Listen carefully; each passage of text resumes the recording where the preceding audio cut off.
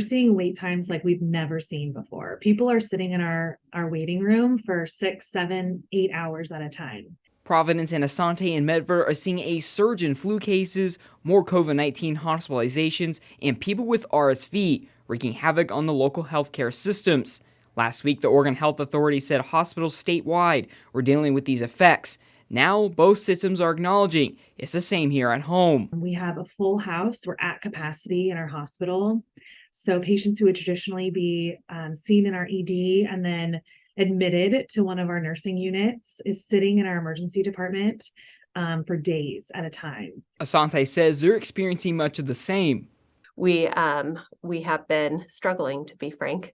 Much of our capacity constraints are still related to our inability to discharge patients to long-term or subacute care, which causes inefficiency or log jams our systems. Because both hospitals are at capacity most days, they're having to transport patients out of state.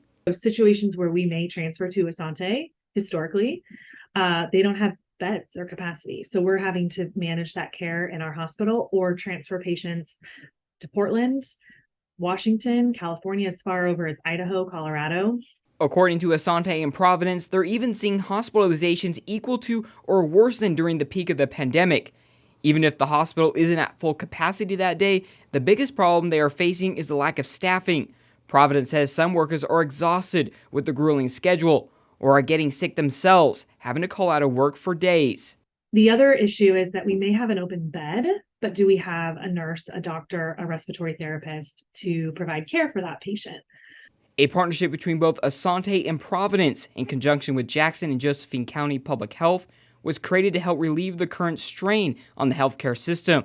The collaboration includes opening a testing site for those with COVID-19 and the flu.